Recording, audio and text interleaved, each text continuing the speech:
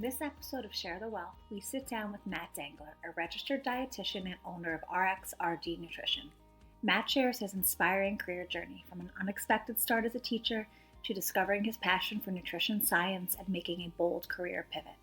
Beyond his story, we dive into some of today's hottest wellness topics, including protein, creatine, and GLP-1s. Whether you're curious about optimizing your own nutrition, helping someone in your life, or just love a good success story, this episode is for you. If you're a multi-passionate hustler who loves squeezing the juice out of life and is always looking to get to the next level, then Share the Wellth is for you. Welcome. I'm Zeba. And I'm Sarah. We're two friends who just happen to live across the street from each other and share a deep passion for entrepreneurship and wellness. After meeting as neighbors, we quickly bonded over our similar journeys, starting out in Fortune 500 companies before diving headfirst into the world of entrepreneurship and opening fitness studios. Together, we bring unique perspectives to the table, combining years of experience in business, fitness, and personal growth. Join us and our incredible guests as we explore the realities of being ambitious women, navigating business, motherhood, wellness, and the many twists and turns life throws our way. So let's start sharing. Go with the flow, whatever you want. Awesome. Would love to hear your background and how you started your career. I don't think you initially set out to be a dietitian. I do want to know the schooling and the time and the education that goes into someone who has your title. Yeah, for sure. That's a good question because we get that as a dietitian, we don't do a good job to kind of get the message out to tell people what the difference is between a nutritionist and a dietitian. I didn't know the difference and I was in school for it. There is a big difference. Again, we can kind of get into that later, but that's such a good question. And, I would be remiss not to take an opportunity to kind of tell the difference because then I'd just be part of the problem if I wasn't helping be part of the solution. But yeah, so I'm a second career dietitian. I taught middle school history for 8 years in Charlotte and coached football, basketball, and track. And I mean, I liked it. It was not my calling. What was cool, the school offered a master's degree for free. They would pay for your master's degree. One of the elective classes was a nutrition course. I've played college football, workout, help kids. I know nutrition, right? This will be easy. The first night, 10 minutes into the class, light bulbs went off. This is what I want to do. Like, I looked at the professor, I was like, I want to be that guy. How do I do that? So after the class, I stayed after with the professor, and I still thank him to this day. He's still a guy I look up to. He stayed 2 hours after the class was over. Wow. We didn't leave until 11 p.m. until basically the janitor was kicking us out. It was like the key to my heart was athletic performance and not only helping my students, but myself and all that. And he kind of laid it out there and he was like, you can definitely do this. It's not about how smart you are. It's about how consistent and persistent you can be. And I was like, all right, well, I can do that. I can put the blinders up. I can do it. He made it sound like there's something you can do. It's going to be a lot of work. It's going to be long. My undergrad was political science. I had 0 science classes. He's like, you can do it, but it's going to be a long road. Nutrition is a science. So when you were majoring in political science and your undergrad studies, did you ever have any of these feelings? It seems like such an aha moment, and it's two different worlds. You didn't touch on science much in undergrad, or what was the light bulb moment of you making the switch? It was that course. Yeah, it was like liberal arts school. So I had to take 1 or 2. It was really hard. They were my worst classes. I was like, I'm not doing any sciences. This is too hard. I don't like that. Give me a pen and paper. Let me write it out and argue my answer as opposed to numbers where it's either you're right or wrong. I was better with the pen than with numbers. Honestly, the aha didn't happen until that course. I was like, this is what I want to do. I end up changing my education master's degree to sports science. Even though you were I don't know, you were just kind of I'll get a free master's and see if I fall deeper into the education thing. Correct. I had 0 undergrad education classes. Got it. I was poli-sci and I fell into education because I graduated college, undergrad in New York. I worked all summer at a golf course. That is short-lived. Come September, it gets cold and the golf course it's over. I don't want to do another winter in Rochester. Too cold. I bought a car 4 days before I left, packed everything, and started driving south. My sister talked about moving south too. And so we got a little apartment. I'm out of here. Moved down, didn't know anything, didn't know anyone, didn't have a job, but I was like, I'm not doing another winter in Rochester. Got in touch with a school, ended up teaching as an assistant football coach. I was like, all right, I'll do that until I figure out what I'm going to do. So I started doing that. And then they were like, well, what do you do for your day job? And I was like, I don't have one. And they're like, okay. Do you want to start subbing? We always need subs. And I was like, okay, cool. I'll start being a substitute teacher until I figure out what I'm going to do. Well, I started doing that. Well, they kept calling me every day because I was the only substitute teacher that was like That was under available. the age of 80. Yeah. They trapped you, And literally trapped you. yeah, Okay. I would do PE. None of the other subs, they were like 70 and above. They didn't want to do PE. I was like, I'll do PE. This is great. Some Yeah. dodgeballs. Yeah, did that. And then a history job opened up and ended up getting it. Wait, Matt, did you ever watch Silicon Valley? Do you know how Big Head just keeps getting placed into these roles? Did you watch it? Oh my God, he's like running the company. He's like the principal now. He was like, Big Head just had his Slurpee and never really said anything. It was nothing educated. Just like, go do it. Okay, yeah, fine. Just keep showing up. Keep saying yes. Get paid. And yeah, man, I thought I was rich. I think it was like $85 a day. You And I was were like, rich. I was killing it. Single, like all the time in the world. And that's important because you mentioned that this journey, no kids, not that having a spouse or partner makes But it holds does you back, matter. but you have time. Yeah. So like here you are like, great, I'll get my master's. You're young and it's free too. And what a blessing that you'd then just unearthed a passion. And I also love that he also was self-aware to be like, I am not as passionate about this as other people. Like that, I feel like being as young as you were and having that insight was wise for your age. Well, I feel like it was being around great people, seeing other teachers, such an amazing community and faculty. I was just like, wow, I am not like them. I felt bad because they're so all in, they're so good. And I'm like, that's not me. And to Sarah, to your point, and you were like, maybe it's like, let me go back for some real schooling on education. Maybe it'll ignite that fire. So I was like, okay, I'm going to do that. So that nutrition course happens and everything's going off. I'm like the textbook reading extra chapters. I never read, I was doing more work because I liked it that much. And I was like, I changed my major. I didn't tell the school. I continued to turn in my transcript. Clearly, they were just reading my grades. I was taking all sports science classes, no more education classes. So I ended up finishing my master's degree in sports science. And how long did the that professor, take? So that was all at night. So that took 2 years, and that included like summer schools and whatever. I think that was 2 years worth.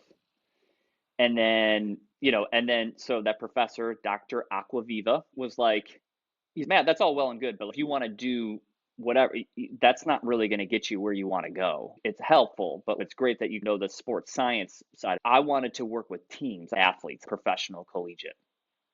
He's like, you got to go back to school. And I was like, cool.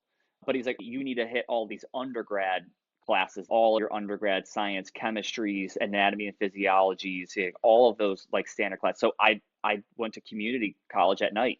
I was teaching, coaching, and going to community college at night to hit these courses. So you do that for a year. Then I could finally apply to nutrition school, take the GREs on it. That took a while. Now I want to have a master's in nutrition. I went to Winthrop University in Rock Hill, 30 minutes south of Charlotte.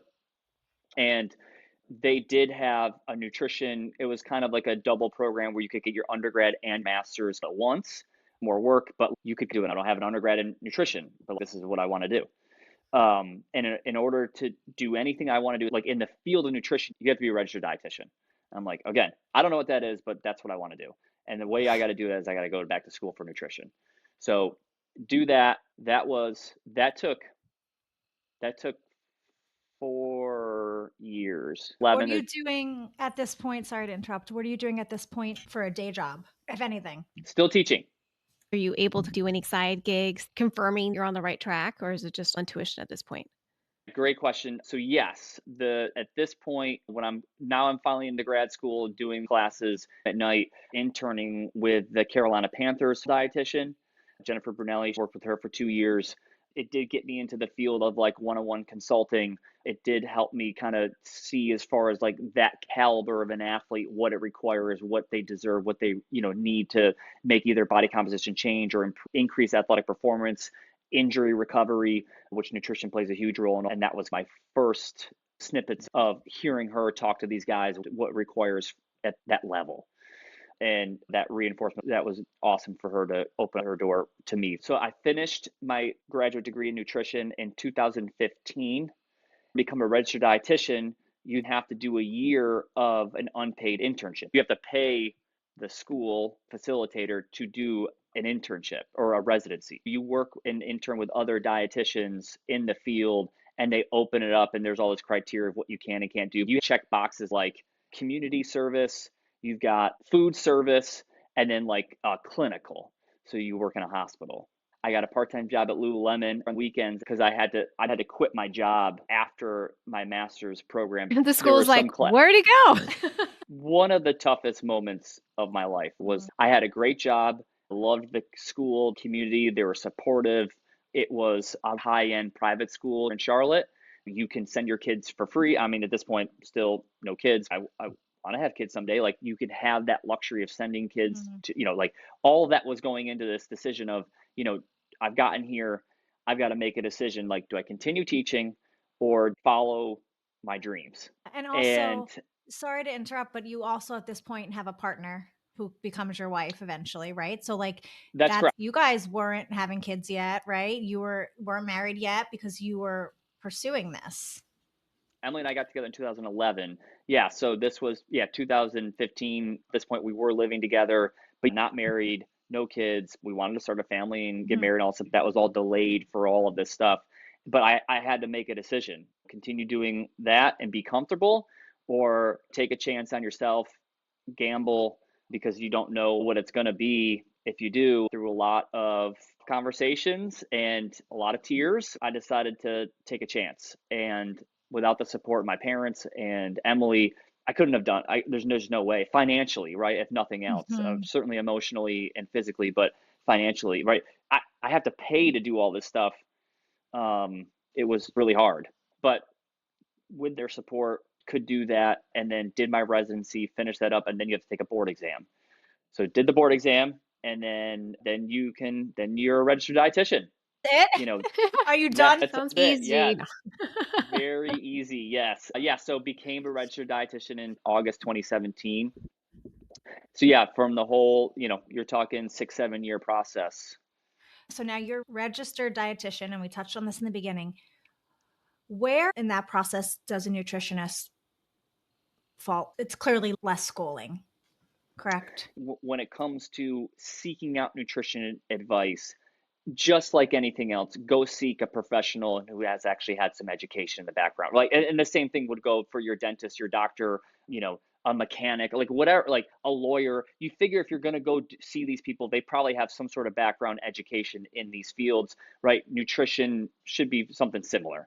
A nutritionist is anyone who gives out nutrition advice. If you told me to eat 4 apples a day, you could call yourself a nutritionist. Nothing to do with what you know, background, experience, education. It's a really unprotected term. The difference is, of course, a registered dietitian, and you can also see it another way as registered dietitian nutritionist, an RD or RDN. They have a minimum bachelor's degree. Nowadays, you have to have a master's degree. And then, of course, you have to take the residency, and you have to take the board exam and the CEUs to keep up every 5 years. Got it. So it's not your fault. No one knows the difference. But when you do, you start going, oh, it's clear. Let's seek out a professional in that field who's got the education, not just some random person who's giving advice because they look great on a beach on Instagram. Right. Which a whole other topic. How is your own eating and nutrition plan evolving, like while you're getting all of this education? Like it sounds like you were already interested in athletics. What are you doing in the meantime?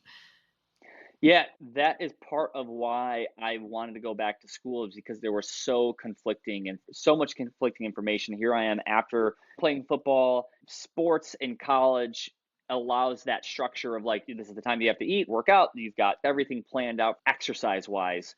When it's figured out on your own, I still wanted to be in shape, but how do I do that? Where do I go? And then stumbled upon CrossFit in 2007, and it was an hour, right? Like, I have an hour to give.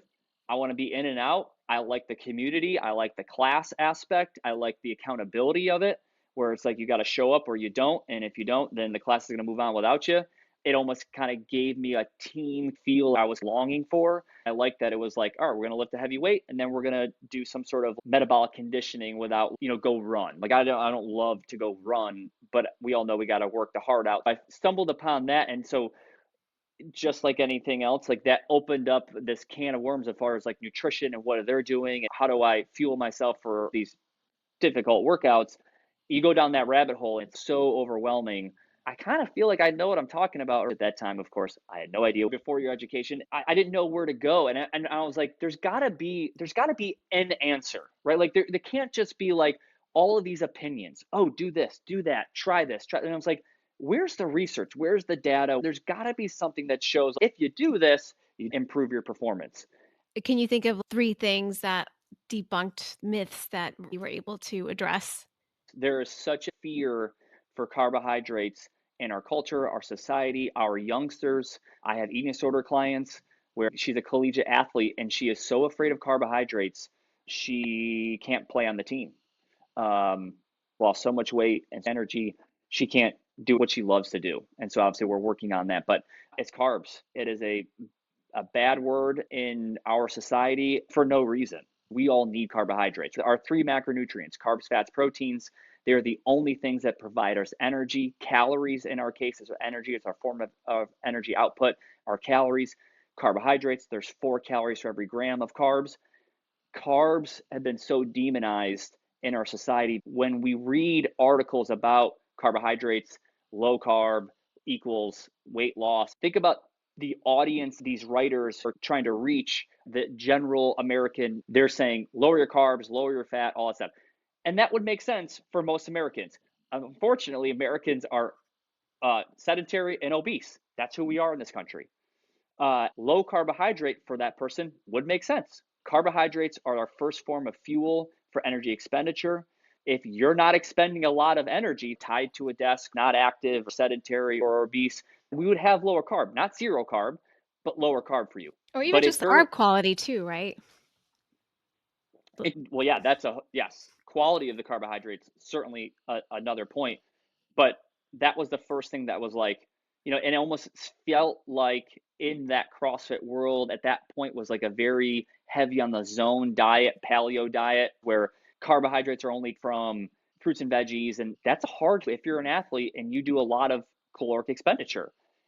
There's only so many sweet potatoes you can have before you're like, oh my gosh, that's enough. Like we've got to find some simpler carbohydrates, and food timing is a big part of it too. But to answer your question, that's the number one thing that stuck out to me. Carbs are good. You're supposed to have those. That's a good thing. I'm reading all this stuff about having low carb, and you're supposed to if you want to like have that physique or that look that you want. But the research is showing it's quite the opposite. You kind of feel low-key crazy when you don't eat carbs. The mental thing. Your brain is There's a reason for that. What is it? There's a reason for that. Yeah. So carbohydrates, glucose in our case, right? Anytime we have a carb, it gets broken down to glucose. Glucose is basically sugar. It's one of the only thing that passes the blood-brain barrier, right? This is a barrier between what goes from your bloodstream to your brain that fuels your brain. It's the only thing that fuels your brain for energy. We need energy in our extremities, our muscles, our heart, all that stuff. That is glucose. It's the only thing that feeds that. So if you are low carb, right, you're going to hear brain fog, confusion, can't really focus, energy expenditures poor. All of those things pop up because you're not giving the macronutrient the brain requires for operation. That's why we like sweet or sugar in our coffee in the morning. Not only the caffeine, but it's the one thing passing the blood-brain barrier, getting right here, especially liquid version, right, is going to get there faster. Oh, no wonder I feel better. Yeah, that's great. And I love how you said a little bit before, what's the data saying? There's so many resources now, and that's where it gets confusing. You can see so much on social media, but if you break it down to like, what's the data? If this person's saying something, are they citing something, or could you find something to back it up? Also, what makes sense for your body? You mentioned this college athlete. She probably needs more carbs than I do. You have to balance it, and that's not always easy. That's where professionals come in to help us figure that out. Well, that's 100% right. That's why I created my private practice. in 2018, you're 100% right. It has to be customized. I can't tell you exactly what you should have just because you're a female and you're a certain age range. Like that doesn't do anything for me, right? I have countless women come in on the first day in our consultation. I read somewhere I'm having 1,200 calories because that's what I heard or that's what I read. You just can't ballpark this. Right. That might be right for you, but chances are it's not. And then it's like, oh, I'm not making any body count changes that I want. Then it's probably not right for you. You mentioned carbs and you mentioned protein. The talk around protein, are you excited about this? I feel like everybody's talking about how important protein is. It's becoming everybody's part-time job to like have protein. Yeah, like you're just focusing on the protein intake. So talk to us about protein and like you said about carbohydrates. What's happening with protein? Maybe it's our age group too. Like, True. Sarah's younger than me, but like, I feel like now that I'm in that 45 era where perimenopause, menopause, and it's like everybody tells me like you must consume a ton of protein. So is it our age group? Everybody? That's everybody. That's the number 2 thing on our list. Protein, am I getting enough? Oftentimes, no. And especially female clients, not even close, right? We're not even scratching the surface. And, partly that's not necessarily their fault, right? None of this is anyone's fault because, like, when did we ever learn about this stuff? Food pyramid. Maybe you remember the food pyramid on the back of a cereal box, right? The My Plate thing, which is better than the food pyramid. That's what we kind of have now, it's great. But like, that's pretty much it. No one ever said like, oh yeah, like let's talk about amino acids and, bioavailability and what are the best things and how do we, for longevity. When do we ever have that conversation? It's not the people's fault. It is our fault. We need to do a better job of getting the message out. We do a lot of free talks to gyms because we know the importance of getting the message out for the people who are doing exercise and even people who are not doing exercise. But like, if you are exercising, you need a protein goal, right? And so, and again, it's based off of what what you're reading, but let's just say the recommended dietary allowance, right? That's what the government says out. Like, here's a general recommended goal for protein for the general public: 4 grams of protein per pound of body weight. Not sure where that was established, but whoa, not even close. Especially talking about that age range as we get older, especially our female clients, perimenopause, menopause, right? That number will have to increase. But if you work out in general, and if you have a goal of, I want to lose some body fat mass and I want to increase muscle mass, which is generally the people we tend to see, is that we want both of those things, especially if your protein has been low. 0.4 doubles to 0.8. It should be 0.8 to 1 gram per pound of body weight. So 0.8 to 1 gram of protein per pound of body weight. For example, if you're 200 pounds, you need around 180, 200 grams of protein. That's a lot. That is hard to do and does not happen on accident. You have to be persistent and consistent each day and each meal to have snacks and meals protein centric. And there are a lot. Protein plays millions of roles in the body for the length of this podcast, right? And what we kind of just generally want to know is the reason why we need that. That's how we build muscle, right? And everyone just thinks like, they always think of like the bodybuilder guys and stuff, whatever, more protein, there is a limit to, how much you should have too, right? Too much of a good thing can be a bad thing. But like, generally speaking, we need that protein for, especially if you're lifting weights, is that anytime that you're lifting weight resistance activity, is that you're making micro tears in muscles, okay? To repair those, you need amino acids. It's the glue that binds them. As you continue to make those micro tears, right, you start building that up over time, and that layering is muscle. And it increases your BMR, which is your base, and then allows you to create more lean muscle mass. And then water is the other big one we probably don't talk enough about. We try to do a good job as parents making your kids go nowhere without a water bottle, but generally we need the same thing. Your muscle is 75% water. You need to feed your muscles with enough hydration to grow lean mass. You've seen the gym bros, the big bodybuilder guys with the gallon jug of water, right? I'm not saying you got to do that, but we know enough where in order to put on lean mass, you need to feed that muscle protein and water. The other kind of like buzz nutrients that we've been hearing about too are creatine and amino acids. And, it seems like those are making their way into a lot of social media, female focus. Which the tip to have more creatine, or be deliberate about it. Separately, we hadn't talked about it. You started taking creatine gummies. I started doing a powder. We started doing it the same week, but we had it wasn't like we planned it together. We were just like, wait, you're doing this too? Yeah. Well, good. Whoever started it, doesn't matter. You guys are doing it and you should. Yeah. And yes, definitely. I think everyone should be on it. And it's the cool thing about creatine, it's been around forever. And we always thought it was more toward bodybuilding or the athletic population, football players. It's the second most tested supplement on the market, just behind whey protein, is creatine. It is extremely safe. It is beneficial. I'm a very food first dietitian, but and so meaning it's not like give me all the pills and powders, Eat the supplements. food. Yeah, just eat real food, right? That's what I say. Show me your diet, then I'll show you what supplement you should be on. Supplement should be supplementing your diet. Where is your lack in your diet? Then we fill that with a supplement. But creatine is definitely one we should be on. What it says is actually what it does, and it's actually affordable for the most part compared to other supplements. But yes, so creatine should definitely be doing it. So what are we getting? What's happening when you're taking creatine? Yeah. Great question. What's happening is it's a water recruiter to the muscle cell. Like I said, muscle is 75% water. So what it does is it allows more water into the muscle cell, which helps create and promote lean muscle mass.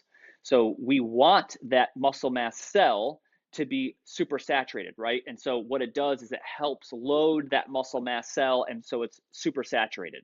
And then at that point, you can't go more than that, but we need to load that muscle mass cell. So you want to take it for 8 to 10 weeks every day, whether you're training or not.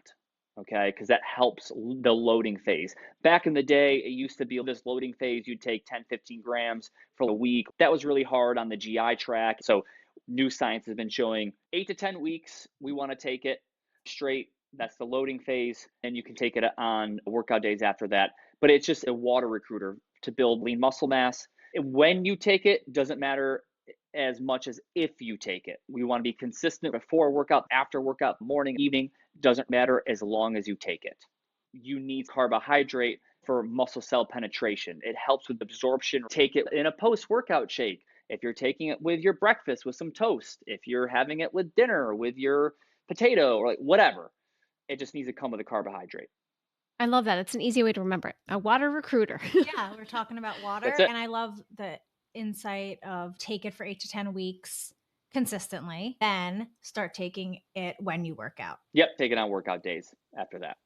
I didn't know that. Learning. So not only is it the muscle mass, but more studies have been shown into helping with the cognitive benefits. That's kind of the newer stuff, which is really cool.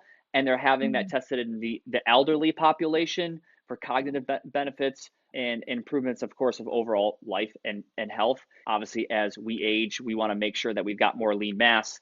That's, of course, going to protect our bone density. And then, of course, if, heaven forbid, we were to fall or anything, if we do break anything, that will help, either help with recovery or even the prevention of the breakage of the bone because we've got more lean mass. It helps with our balance and stability because we've got more lean mass. The really cool part is the cognitive benefits being shown in the elderly, and just another good reason to incorporate the creatine in your day. Good thing, bad thing about nutrition science is there's more to come. Better be able to check your ego and say, I was always saying this, but now research is saying that's okay to pivot, right? Follow the science, follow the data, and be okay admitting, oh, it's not that anymore. I know I said that, but it's this now. Love that. Which is cool.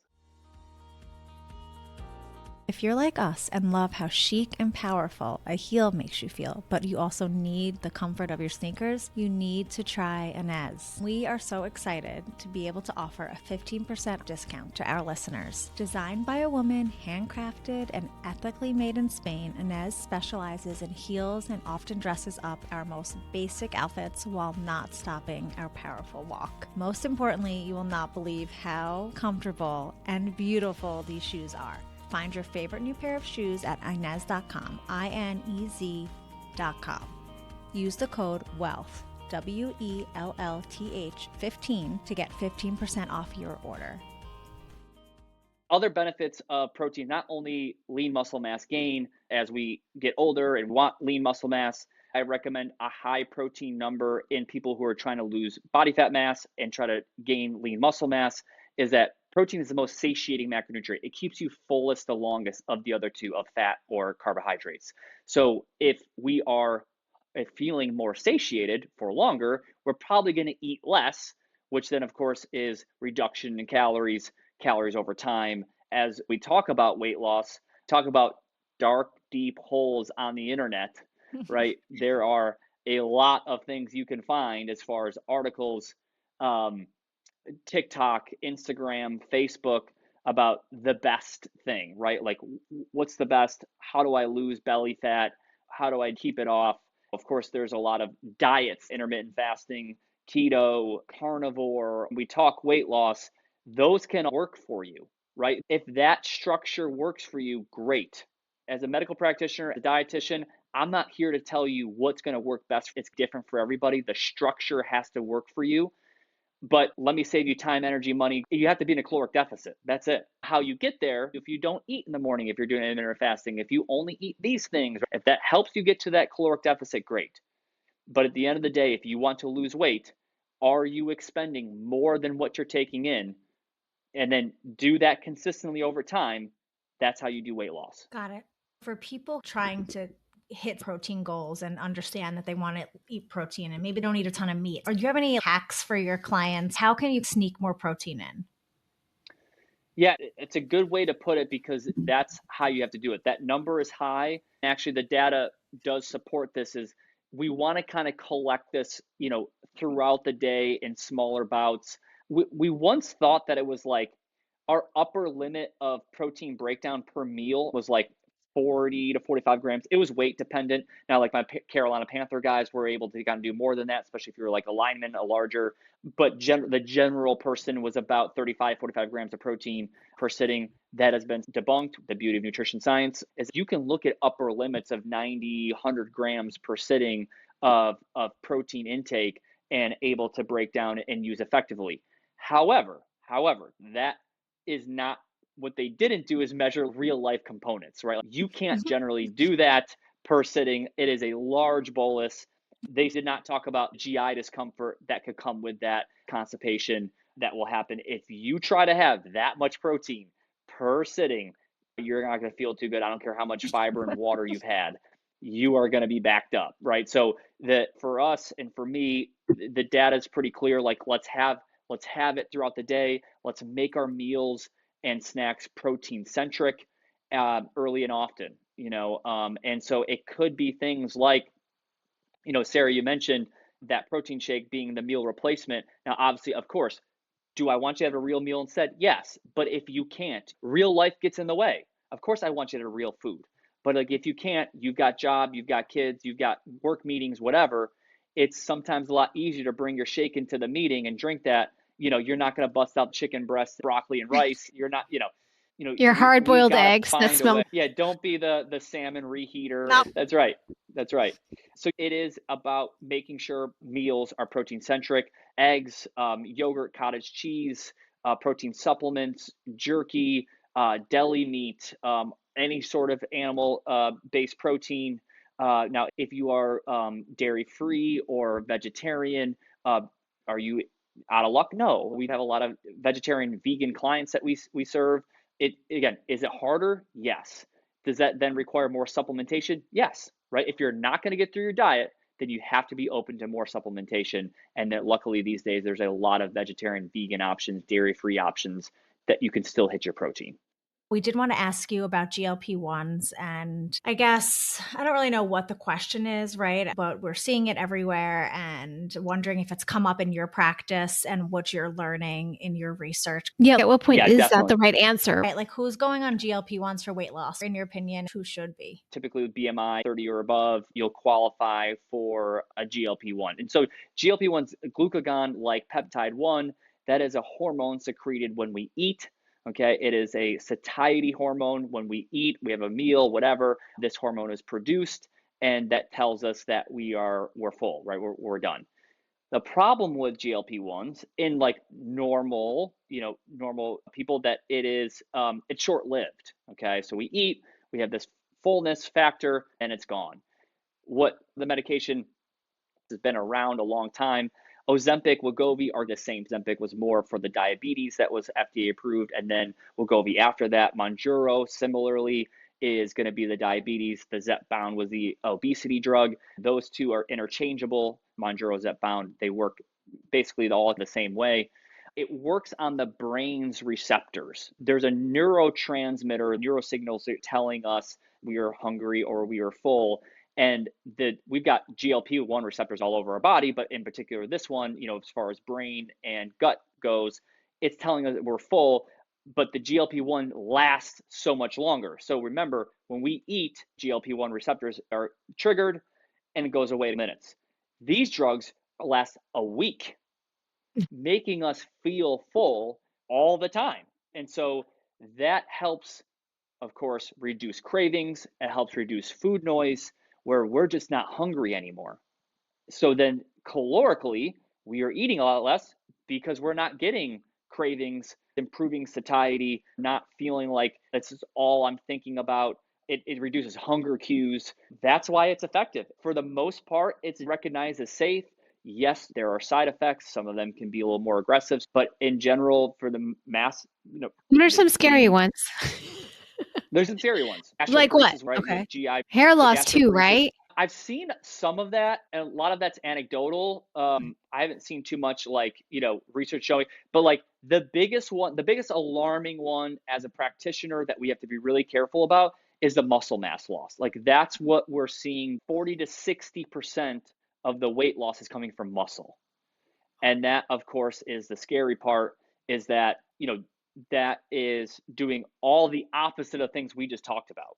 Right? It's gonna reduce bone density. It's gonna reduce longevity. It's gonna reduce muscle mass capacity and ability to walk on your own and hold balance and all of that, right? Like, and if you don't have a lot of calories coming in, chances are you're not going to be that motivated to go work out, right? Because you don't have a lot of calories. And if you do try to go work out, your performance in the gym is most likely going to stink because you don't have many calories to work off. You also have to look at the background of the person. Were they doing a lot of physical activity prior? Do they know what to do in a weight room? There's a fear of going to a gym and a stigma of going to the gym. Only healthy people work out. Only healthy people go to this gym, right? Which of course is complete opposite, as you guys know, as gym owners. That has nothing to do with that. But and people don't care about what other people are. They care about themselves. I want to be in and out. I get this done, but you tell that to somebody who's morbidly obese going into a gym, no way, right? The fear factor, everyone's judging me, looking at me, I don't know what I'm doing, I could get hurt. There's a lot of stigma. Now we've got a population on these drugs losing mass, and now what, right? Like, what are we supposed to do now? Like, their weight on a scale is going down, yay, right? But where is it coming from is muscle.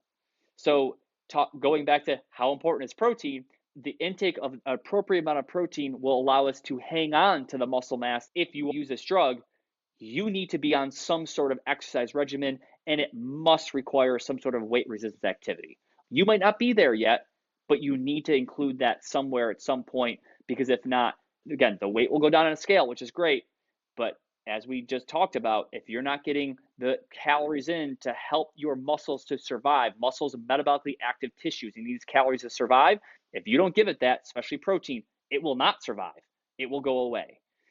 It reminds me of this article that I saw a couple weeks ago. I think it was the Business Insider, about how these drugs are changing the economy. Fitness coaches will be more in demand because people self-conscious about going to the gym if they're overweight. But now if you're feeling a little smaller, you might be more eager to get fitness help or a fitness coach, as well as like spending more disposable income instead of food, like travel and clothes and like gym clothes, and how they, economists were kind of seeing how these drugs are inevitably shaping our economy. It was fascinating. I hope I can find a copy and send it, because it reminded me of what you were saying. People are losing a lot of muscle mass. Some do realize that and are saying to themselves, okay, now I'm ready to get a fitness coach. Yeah, it will definitely improve motivation, how you feel about yourself, comfortable in your own skin, what you see in the mirror. You're more likely to go to these places. You've got to make sure you've got a good diet program, getting enough protein.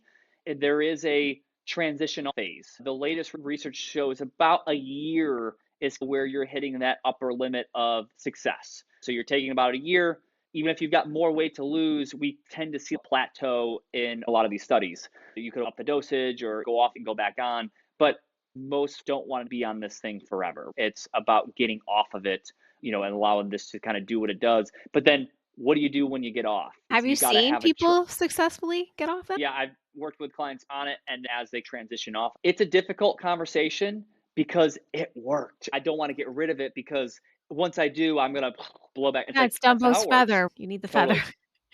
And you cling to it. Most folks on it, this is not the first thing they tried before lose weight. I've done everything under the sun. Like, I've tried this and it worked. So I'm not giving that up. It is expensive, and so that's also part of it too. But transitioning off, you got to wean yourself off the dosage, the injectables, and maybe it's lower the volume, but also like how often you take it. Typically, these are weekly injectables. Maybe take it every other week or every 1.5 weeks, whatever. And then once you do that is, we have to know that these things are going to start coming back, right? If you just go from top end to nothing, but as we wean off, we start preparing the client with what to expect, what to do when it happens, and being completely prepared in the home, in your environment. So when it does happen, I've got a game plan, right? Like, you got to have a roadmap. You just don't go driving from New York to California and be like, no, I'll just go west. My work environment, how do I set up my family environment? How do I set up my friends' environment? Because all of that influences how we eat, how we make food decisions. Your kitchen, your refrigerator. First of all, don't have the junk in your house. That is number one. Don't have your triggers in your house. And if they are, because you're like, well, my wife likes it, my kids, okay, cool. Get them out of eyesight. Don't have them on the counter. Don't have them on like you open the fridge and it's like all the stuff is like right at the eye line. Put them in a drawer in the pantry. Put healthier things in the eye line. Put out the fruit. Put out the protein bar. Put out, whatever. Put that stuff. That's how you can affect your home environment. Work. That's hard. Depends on who you work with and what's around you. But if you're stuck to your desk, your clients are buying you lunch, or you have to wine and dine clients, all of that matters. It all has to be customized to the person and potential triggers, family life, friends life. Be open and honest with your family. Tell people what you need and what you want. And if they're your friends and family, they love you and they'll support you. This is not a cheat. This is a drug. This is an advancement in medical technology. That's like not taking Advil because you have a freaking headache. Right? Yeah. Like, no, like, we've got stuff for that. You don't have to just suffer. You're not going to take it all the time. But like, if you've got an ailment, let's take something that helps you. And then when you're done with that ailment, like, stop taking it. Like, that's a natural progression. But for whatever reason, in the weight loss world or whatever, this community where it's like, we shouldn't be doing that, right? And I love that. It's just like we don't cheat with Botox and teeth whitener. Yeah, right, like, all out there. Yeah. It sounds like, if someone's going to go on this medication, they need a registered dietitian, expert, or doctor to tell them how to do it safely. Maybe that's not happening. You're getting prescribed from, who knows. Yeah, in the beginning, you can get it online without the guidance. And maybe it's the lack of that guidance that is where it's getting unsafe or sloppy. Yeah, yes, there's a lot of compound pharmacies. Luckily, I think it was this week or last week, I read they're shutting down all the compound pharmacies for this stuff. It's good and bad. Good being you could go online and find something from some compound pharmacy. You have no idea about its efficacy, validity, or purity. You and I could be making it in our basement and just selling it online, right? Like, and no one, there's no one checking it. That's very unsafe, right? There's nothing there. When supply and demand, right? If you can't find it there, well, guess what? You're going to just have to get it through the main, FDA approved facilities, doctors and things like that, which again, I'm approving of, but like, it's going to cost you more. It was cheaper to get it on my own. I have one client who gets it from a compound pharmacy. She asked me and I said, absolutely not. In my personal and professional opinion, please do not, because we just don't know the safety of it. She didn't listen to me. That's okay. You don't have to. And she's been getting it and she's been very successful with it. But that's one person. And she's working with you. She still has resources. And I think I read that this type of medication, an unexpected positive outcome is that it's helping with addiction, right? People are finding they're not drinking as much because they don't have the desire. Yeah. It's making changes in that neurosignal pathway in the brain. And it's not necessarily about willpower. It's the genes of that pleasure. That's why people get obese. When we look at obesity, it's more genetics because it plays on that pleasure food. Mm-hmm. When I eat this food, this makes me feel good. So let me keep doing that. This drug, GLP-1s, plays on those reward and pleasure genetics. And so the cool thing about this too is that we are now seeing that they're doing more with drug addiction and alcoholism. They're having less need for that pleasure, allowing them to cut down on that. I think that was unintentional Mm-hmm. win from these drugs, which is cool. But again, it's can we get it at a rate that is affordable for a lot of people, and the good stuff that FDA approved. And but like, again, it was $1,300 a month, when my client wanted to do it, and now she was getting it online for like $300. Like, Mm-hmm. she was morbidly obese. Happily, she's not anymore, but when she started, like, she was. And it's so emotional. Like, she's like, I don't care anymore. Like, she was willing to sacrifice the safety of what she was injecting in her body that she had to then put together because it's a compound, right?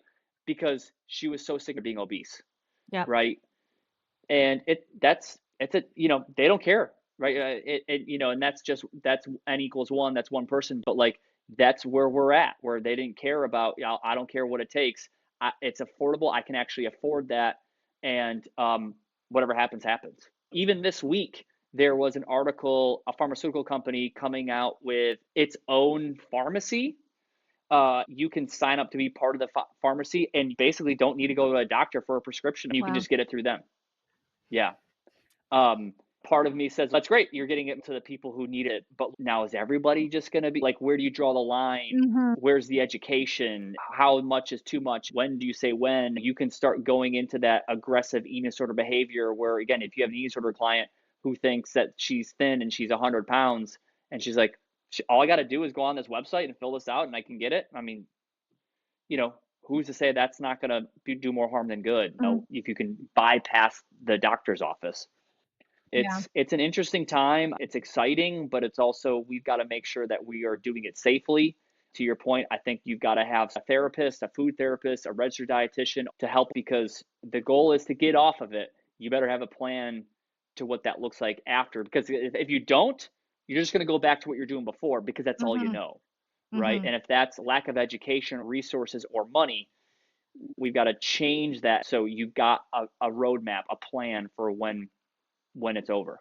All right, Matt, thank you so much. We covered a wide range and I'm excited to put it all together. How can people find you on social, your site and all that? And what can they expect, I guess, high level when you first work with a registered dietitian?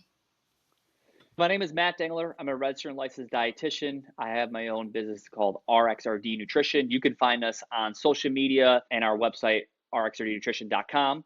We work with people one-on-one to create a customized plan for people to reach any goal that they have. If they're trying to gain, maintain, lose weight, athletic performance, lift heavier in a gym, you want to run a faster marathon, you want to just get started. If you have diabetes and you need to help improve your overall diet, we work with a lot of high school athletes, high schoolers, as far as eating well, eating to help reach academic or sports goals. We do it all. We work with clients one-on-one to create 100% customized plans. Not only is it going to work within their day, right? Like, the best food plan, best meal plan is either it better work in my day, it better be doable that I can actually make these changes, and it better be foods that I actually like, right? There's the other kicker, is that like we have people come in with a 90-minute initial consultation. We learn about the client, the consumer, the patient, as far as, give me some diet history, give me some daily, weekly eating and drinking characteristics, give me your exercise regimen, what are your goals? Let's talk about a day in the life of you, everything from when you wake up, what you're eating, when you exercise, when you go to bed. We'll have them fill out a food preference form. What do you like? Any food allergies, sensitivities, religious restrictions? We take that all into account and create a meal plan that is actually doable, it's sustainable, and actually fits within your day. It's not about changing everything to help conform to me. I conform things that help you. So it has to be customized to the person, and that's what we do for a living. Do you see virtual clients? We see a lot of virtual clients. We are based in Charlotte, North Carolina, but we have virtual clients everywhere. Awesome. Okay, great. Thank you. You're the best. If you enjoyed today's conversation, the best way to support us is by subscribing, sharing the podcast with a friend, and leaving a review. And we'd love to hear from you. Comment below or slide into our DMs. See you next time.